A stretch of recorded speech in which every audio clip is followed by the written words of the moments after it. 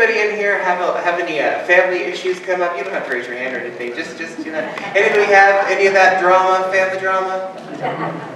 Just FYI, I did. It was an interesting trip home. Apparently, my mom has really gotten interested in international movies. So we watched, so while we were cooking, we listened to it and watched an entire mini-series about Shaka Zulu, king of the African nations. And my mother has been watching a lot of Bollywood, a lot of Indian movies. And that was probably the most fun. I'll get back to that in a minute. And we watched a lot of Telemundo. My mother doesn't speak Spanish. But she apparently has gotten into telenovelas. And all of this was interspersed with some of those horrible Hallmark movies that are poorly produced, poorly written, and, let's face it, just a big old Salby Sapfast, right? And if you enjoy them, you know what? More power to you. You know, there ain't a thing wrong with that. Don't think I'm judging. I'm not. I have to watch Rudolph every year, and I cry every time. When the Island of Misfit Toys think Santa isn't coming, oh, just tears. And I will admit, it was sort of interesting because it was a very cross-cultural Thanksgiving as a result. And watching these Bollywood movies, what's interesting is that they translate them at the bottom of the screen, even the music. And what's interesting is, unlike our music with our movies, which tends to be instrumental, they have choruses.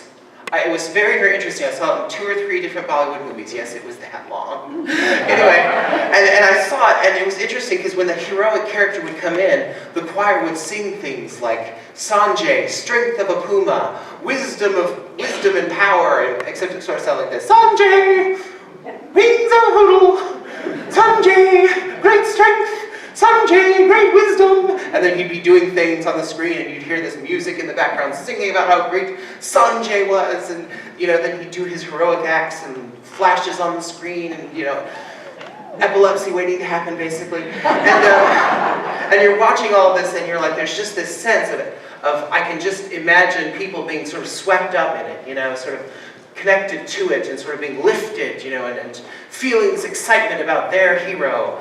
And sometimes the culture stands in the way, but I kind of got it. It made sense to me.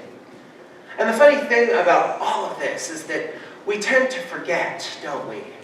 We tend to forget that Christ is a king, and we tend to forget that one day Jesus will return, and one day we will hear the heavenly music on the wind, and we will know the time has now come, he is returning, and all that is wrong will be set right, and evil will finally have its last moments, and death, that has been walking on life support all this time, death itself will be no more, and God will wipe every tear from their eye. But we like to forget about this, or we subsume the hope of all Christians under this mythos of the apocalypse, right? Ooh, when Jesus returns, it'll be the moment that God gets vengeance on all the wickedness, right? It'll be the moment when the sea will turn to blood and the ocean will turn to blood. But I'll tell you some truth here, y'all. The reality of the book of Revelation is that it's coded for a reason. It was coded to be secretive for all the churches in the regions surrounding Patmos, all the regions of Greece. And so all of that coded language doesn't necessarily mean suffering and torment. What it does is it acknowledges the present suffering that those people were going through. Somehow, if you see movies that refer to the apocalypse, it's kind of intriguing to me that they're always disaster movies, right? And for some reason, this great hope for all Christianity, the return of Jesus, has been subsumed under this intensive feeling of dread and retribution.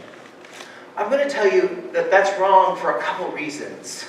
And the first reason comes in the word apocalypse itself. And this is the best way I can describe apocalypse to you. It's a Greek word. It's Greek in origin. Apokalypsis is how you kind of pronounce it. Apokalypsis. And it means to reveal. That's literally what it means. And it means to reveal almost with a flourish. The kind of idea of unveiling something. So I want you to think about a moment in American history where we had an apocalypsis of our own, right? The moment that they unveiled for the first time the completed Statue of Liberty. Do you remember how they did that? No, because none of us were alive. Let me tell you how they did it. It was a gift to us by the French people, right? And they held a huge French flag in front of the statue. And when they revealed the statue, the flag dropped, and the statue was hidden behind it. That is an apocalypse. When you see a magician take a tablecloth, and he pulls out the tablecloth, and all the dishes stay there, that is an apocalypse. The word apocalyptic really means to pull back a piece of fabric as if the curtains on a stage are opening. That's literally what it means. As if, and the way John uses it in the book of Revelation, the way that he uses it is this concept of the veil of heaven being lifted, and we see the truth of who we are for the first time. We see who we are, we see who God is, and that the dressing and the power of eternity floods into humankind. And last time I checked, well, that's kind of a good thing, isn't it? Last time I checked, that's something we're supposed to be excited about. And to be perfectly honest, for centuries, all the way up until the 1800s, Christians actually were excited about this idea. It was considered their great and marvelous hope. It was considered to be one of the greatest moments of joy. And they ended every Christian year on a Sunday like this, called Christ the King Sunday, or Christos Victor Sunday, which means Christ in victory. And they would do it, and they would celebrate this every year. But I'm going to tell on you, Susan. Susan came up to me and she said, well, why is today white? She asked the question, which tells me you haven't had much exposure to this idea, right? And the reason that we wear white is because in the book of Revelation it says that all God's people were gathered around his throne wearing pure, white, spotless robes, right? And white is the color for that reason that is used to celebrate Easter and All Saints' Day, all the highest holidays of the church. Whenever you see white, you know that it is a grand and glorious holiday, a sense and a time for celebration and for joy. And that's what's supposed to undergird this idea of Jesus coming. When Jesus returns, he's here, he's coming to restore to us all that was broken to us in the fall. But isn't it interesting how the love of Jesus and the steadfast love of God has become so subsumed in fear, as if we're just waiting for that moment that God's going to get even, as if God's some hillbilly sitting on his porch with a rifle across his knees. Oh, Stephen sinned the other day. Pow! Now Stephen has pneumonia. I got even there. Why do we have this vision of God? I mean, think about it for just a moment. He gave us his only begotten Son, that whomsoever should believe in him should not perish, but have eternal life.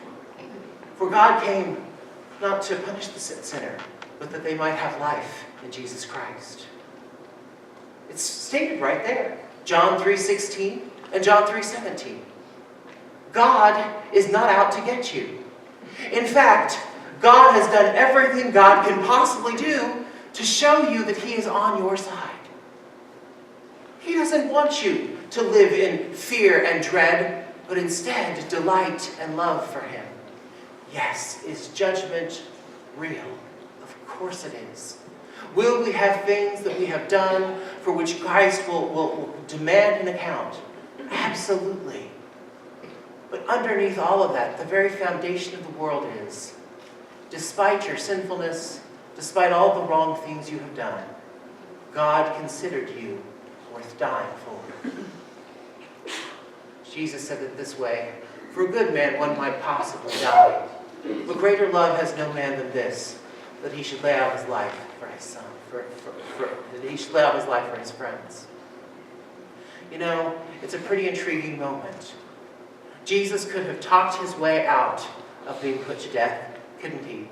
That story with Pontius Pilate is proof enough, isn't it? Pontius Pilate doesn't have a thing against Jesus. He's like, what? Your people have brought me to you. What's going on? He doesn't care. He really doesn't. The text, for those of you who don't know, Rome actually had to send a letter to Pontius Pilate at one point telling him he was being too mean to the Jews. Now that says something, right?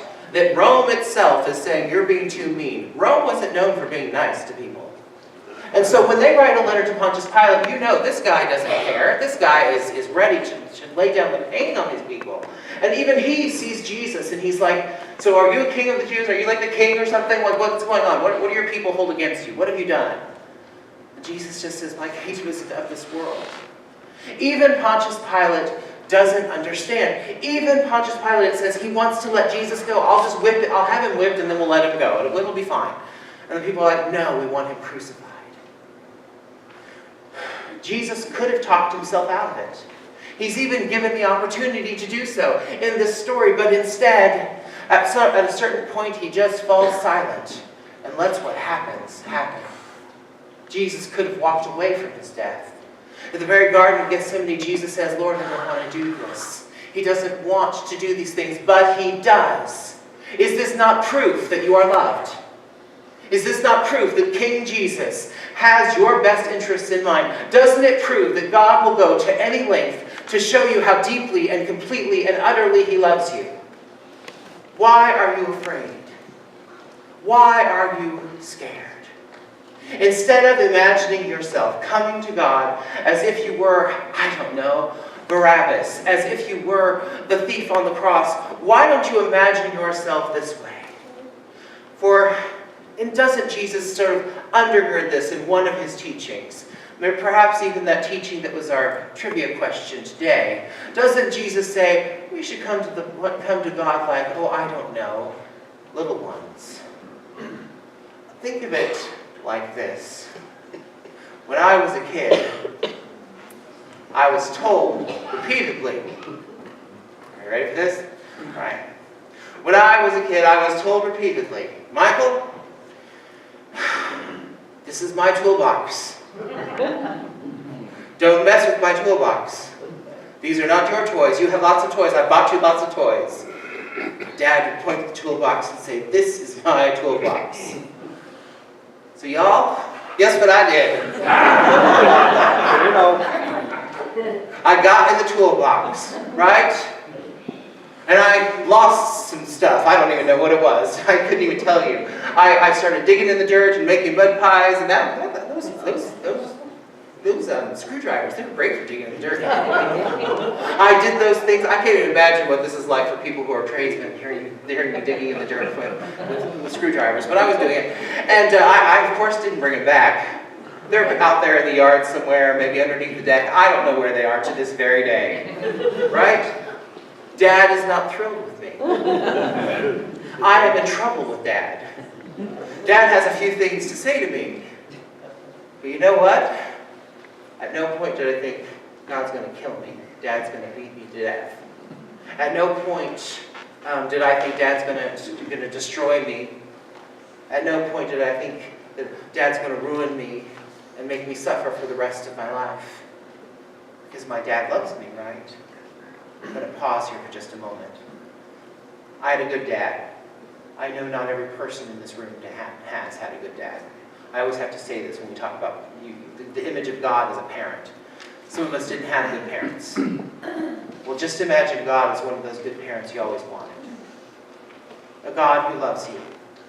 Who, even though you may have done the wrong thing, even though you've transgressed, still loves you. Did my father, upon finding out that I had lost half of his tools in a mud puddle, did my father think, I want you to suffer for the rest of your life. I don't want you to accomplish anything. I don't want you to go anywhere. I don't want you to do anything. No. In fact, my father continued to work the rest of his life so that I would have opportunities.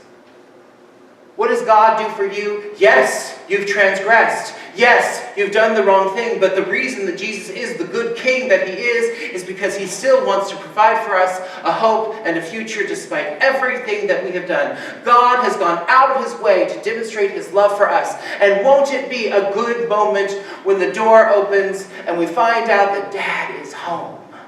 Jesus has returned to us. You know that feeling that the children get when they greet Dad at the door on those days when they happen to be nice? Because children are always nice. That, oh look, Dad's home, Mom's home, oh, I'm so excited. Imagine what it will be like when we start to hear that music on the wind. When we start to hear Lift High the Cross. When we start to hear Crown Him with Many Crowns. when we start to hear those words echoing down from heaven, perhaps even the Hallelujah chorus, perhaps Silent Night. Who knows what great hymn or anthem it will be? Probably none of those. It will probably be the best music we've ever heard. And how will it be when we know, oh look, he's come home. He's come home. And there's a hug and love and kindness and goodness waiting for us. Yeah, we got up to a bit of mischief while he was away. But at this end of the day, he's still ready to give us a hope and a future.